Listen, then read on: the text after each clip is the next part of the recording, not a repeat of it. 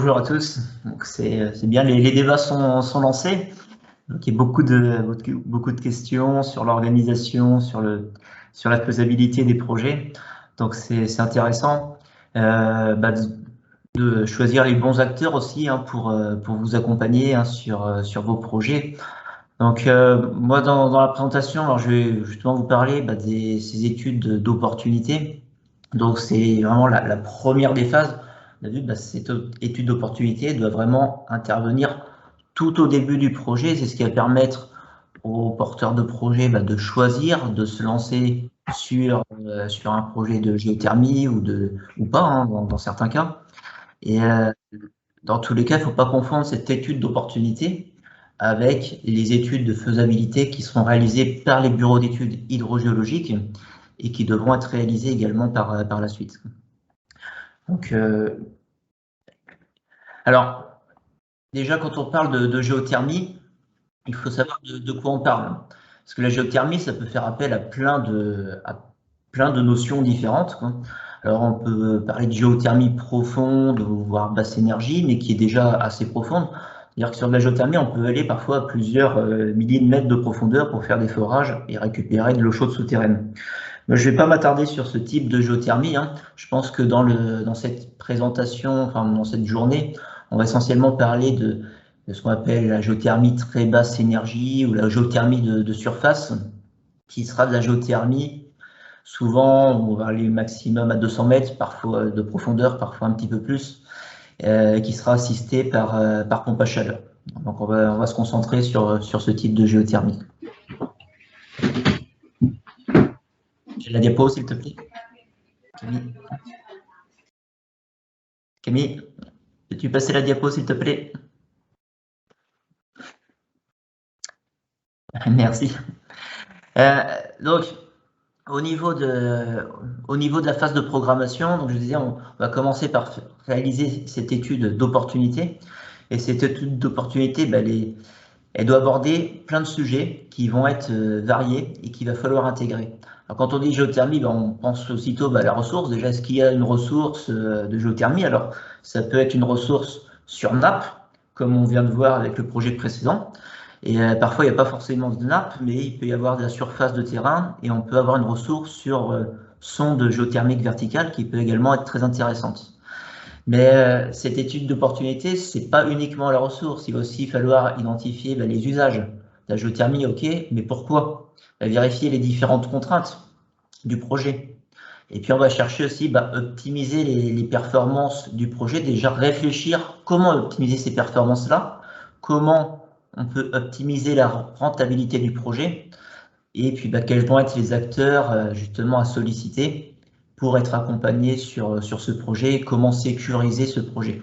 Donc c'est vraiment un outil d'aide à la décision, cette étude d'opportunité qui va vous permettre de faire le pas, de vous dire si on peut essayer d'aller plus loin sur le projet de géothermie. Diapo, s'il te plaît. Alors, premier des points, donc identifier les usages. Donc la géothermie, alors, pourquoi on veut faire de la géothermie déjà? Est-ce que c'est pour faire du chauffage? Éventuellement, on peut également faire de l'eau chaude sanitaire. Donc c'est quoi la géothermie? C'est prendre des calories du sol et les transférer pour faire de l'eau chaude ou du chauffage.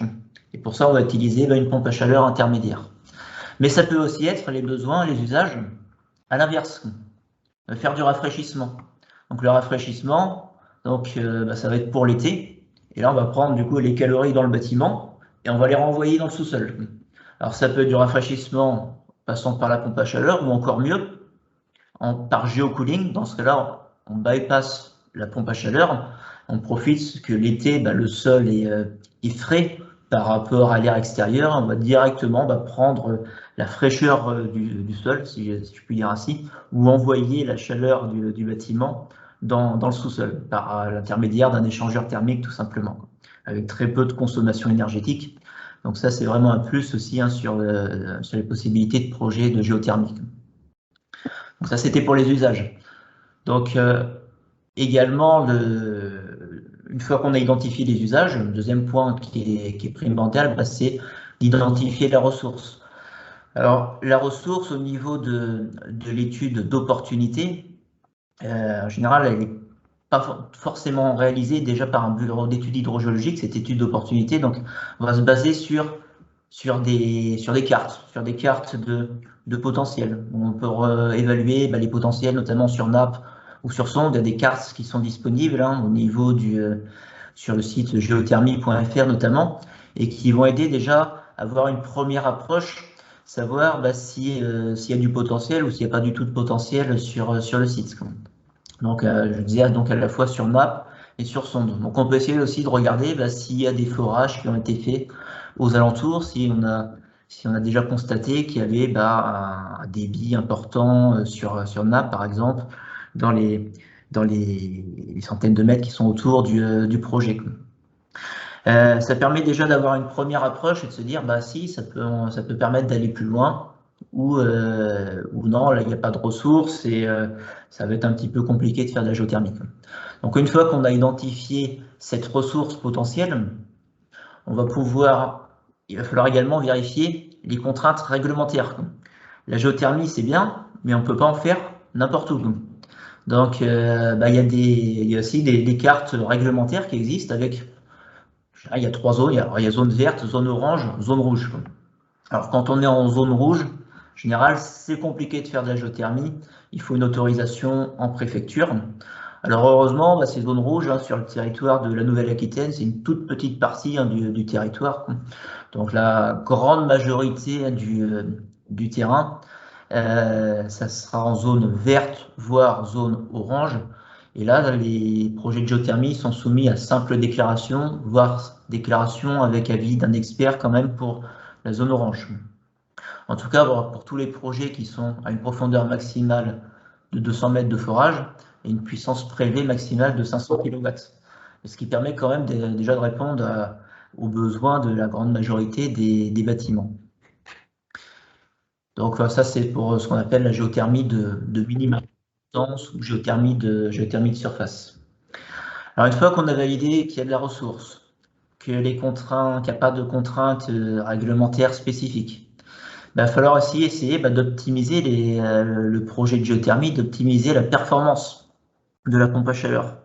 Alors une pompe à chaleur, pour qu'elle fonctionne bien et qu'elle soit performante, et la performance sur un projet de géothermie, ça peut permettre de diviser par 4 voire par 5 les consommations d'énergie. Là, il y a 2 critères qui vont être très, très importants. Alors déjà, c'est la ressource, la température de la ressource, donc de la nappe phréatique ou du sous-sol. Alors, ce qui est bien sur les pompes à chaleur géothermiques, c'est qu'on a une ressource avec une température qui est stable et qui est relativement élevée. On parle des pompes à chaleur, alors parfois on peut comparer aux pompes à chaleur aérothermiques, où on prélève de l'énergie sur l'air. Dans les pompes à chaleur aérothermiques, quand il fait très froid en hiver, il y a aussi beaucoup moins d'énergie récupérée, tandis que le sous-sol, lui, il est toujours à une température constante et relativement élevée. Donc ça permet d'optimiser la performance déjà au préalable. Il y a un deuxième critère qui est important pour optimiser la performance d'une pompe à chaleur, c'est d'avoir une émission de chaleur à basse température. C'est-à-dire qu'une pompe à chaleur elle va beaucoup mieux fonctionner, par exemple, sur des planchers chauffants ou sur des émetteurs basse température. Donc, dans tous les cas, on va privilégier ce type d'émetteur si on a la possibilité, notamment sur des projets qui sont neufs, on peut refaire les émetteurs. Sinon, on va voir s'il faut adapter les émetteurs existants. Et puis, notre choix aussi qui peut être pris en compte pour baisser cette température de chauffage au niveau de l'eau chaude, c'est de bien isoler les bâtiments.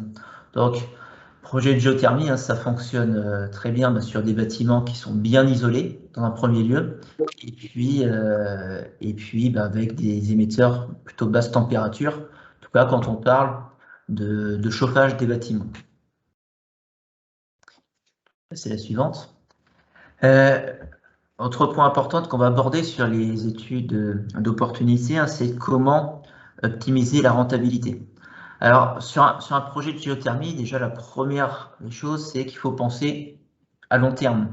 Il n'y a pas de raison de penser à court terme, parce qu'on va voir des investissements qui vont durer longtemps. Quand on fait un forage, il peut durer plus de 50 ans. Quand vous faites un plancher chauffant sur un bâtiment, c'est pareil, le plancher chauffant, il va durer très longtemps. Donc, dans tous les cas, il y a des durées de vie qui, sur une partie des équipements, qui seront supérieures à 30 ans, notamment au niveau des forages, voire des planchers chauffants si nécessaire. Et pourquoi pas d'amortir aussi ces investissements sur le long terme. Ça permet aussi d'optimiser la rentabilité des projets. Autre point également, il ne faut pas hésiter à solliciter les aides financières, par exemple le fonds de chaleur d'ADEME qui va être disponible. Alors à la fois sur l'investissement, mais aussi sur tout ce qui est études préalables, donc notamment par rapport aux études thermiques et hydrogéologiques. Et puis, s'il y a un besoin de rafraîchissement, on va penser au rafraîchissement par géocooling.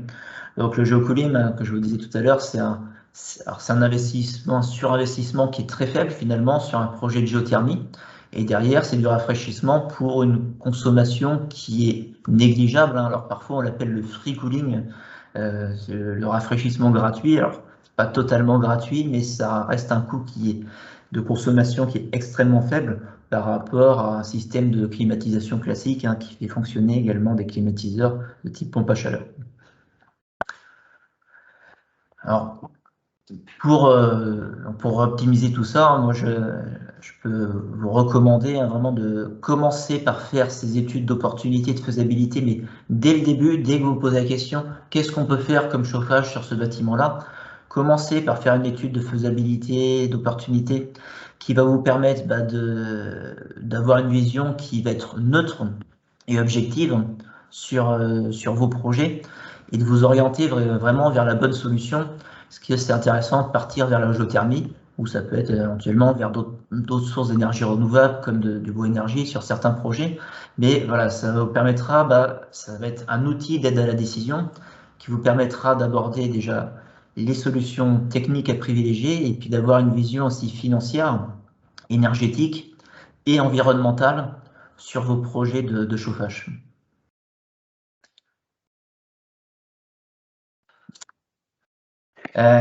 Une fois que vous aurez pris votre décision de vous lancer sur un projet de géothermie, dites c'est bon, allez, on veut tenter tenter le coup.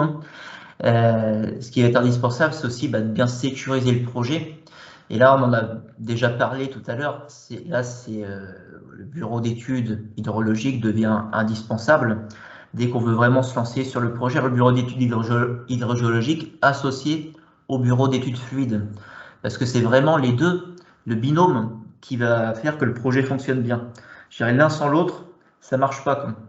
Le bureau d'études hydrogéologiques, il va demander des informations déjà au bureau d'études fluides sur quelle puissance on a besoin, quels vont être les besoins nécessaires sur ce bâtiment. Le bureau d'études fluides, lui, il va très bien connaître le chauffage du bâtiment, les besoins de rafraîchissement d'eau chaude. Par contre, il dit, mais qu'est-ce que j'ai comme ressource? Est-ce que la ressource, elle est pérenne ou pas? Donc, il faut vraiment que que ça soit une équipe, je dirais, de maîtrise d'œuvre, mais dès l'avant-projet, en fait, dès la phase d'avant-projet, qui se mette en place avec cette collaboration entre ces deux types de bureaux d'études. Et puis par la suite aussi, ça permet aussi d'optimiser le projet, notamment en optimisant le captage de la ressource géothermique en fonction des besoins. On pense notamment à des projets sur sonde géothermique où parfois on peut économiser une sonde ou plusieurs sondes et faire aussi des économies sur le projet.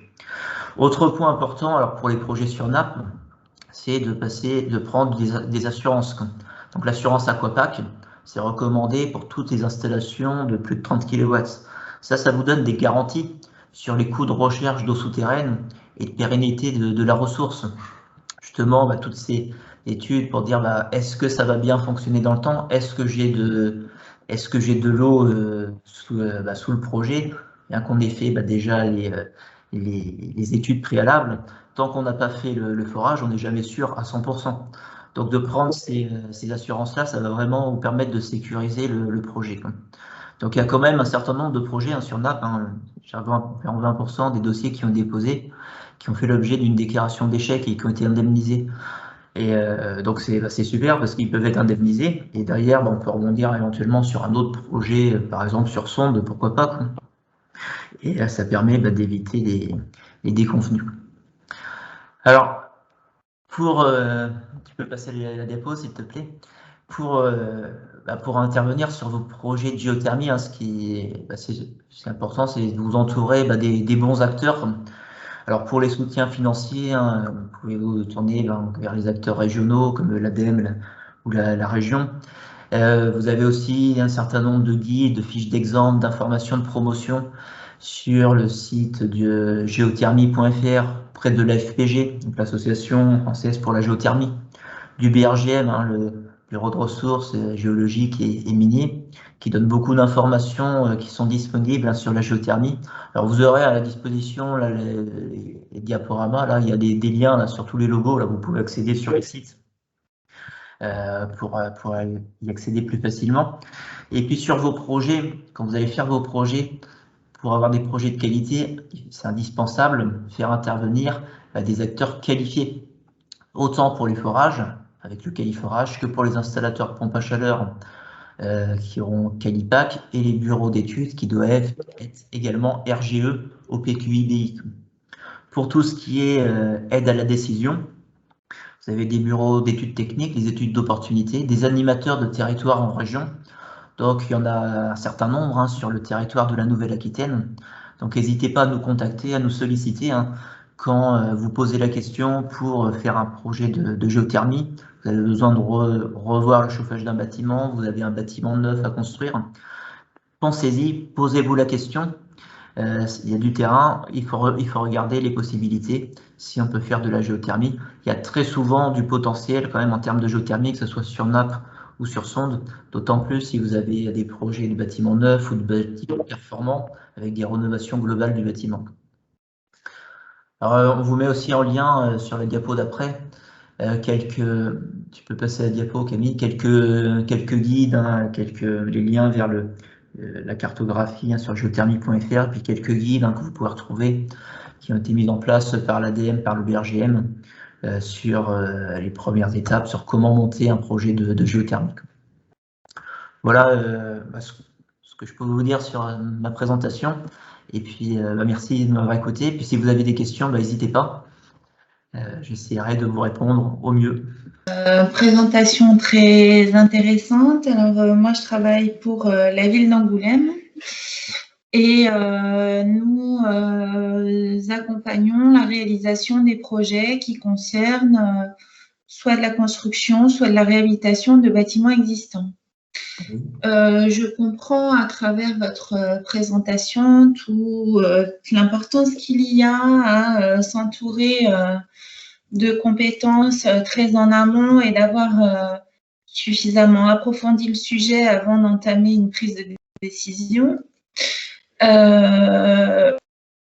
Nous avons deux grosses opérations qui sont en cours là sur Angoulême. L'une va concerner la construction d'un groupe scolaire, un très gros équipement. On sait que dans le sous-sol, on a de l'eau à proximité, peut-être qu'il y a de l'opportunité. Et puis un autre projet qui est la réhabilitation d'un bâtiment qui surplombe la Charente. C'est un ancien moulin. Ma question, en fait, c'est nous en sommes pour ces deux projets en phase concours maîtrise d'œuvre. Je pense que c'est trop tard aujourd'hui pour initier ce type d'études. Peut-être que je me trompe, dites-le moi. En tout cas, je me demande à travers votre présentation si cette réflexion, elle est à mener même en amont du programme pour la réalisation d'une opération. Je me demande en fait à quel moment il faut se poser ce type de questions. Oui, donc je pense oui, il faut se poser la question en amont de la programmation pour déjà envisager, regarder la possibilité, dès qu'on a quelques données en fait sur le bâtiment, qu'on connaît les surfaces à chauffer, le volume à chauffer, s'il y a besoin de rafraîchissement ou pas, d'eau chaude sanitaire, qu'on a quelques données, on peut déjà commencer à regarder cette étude d'opportunité. Et c'est intéressant de le faire avant la programmation. Pourquoi? Parce que quand vous allez faire votre programme, vous allez déjà sélectionner une maîtrise d'œuvre à la suite du programme. Et dans cette équipe de maîtrise d'œuvre, si vous voulez si vous voulez faire de la géothermie, il va déjà falloir le préciser à ce moment-là. Alors, on peut toujours rattraper derrière, mais comme je disais, c'est toujours un binôme entre un bureau d'études fluides et un bureau d'études hydrogéologiques pour mener correctement un projet de géothermie.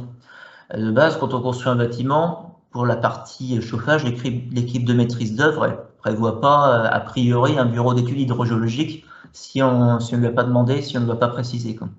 Donc, de pouvoir l'intégrer dès le départ, ça me semble plutôt intéressant. Ouais. Alors, en l'occurrence, c'est possible qu'on l'ait demandé, mais est-ce suffisant de le demander? Est-ce qu'il ne faut pas avoir vérifié avant?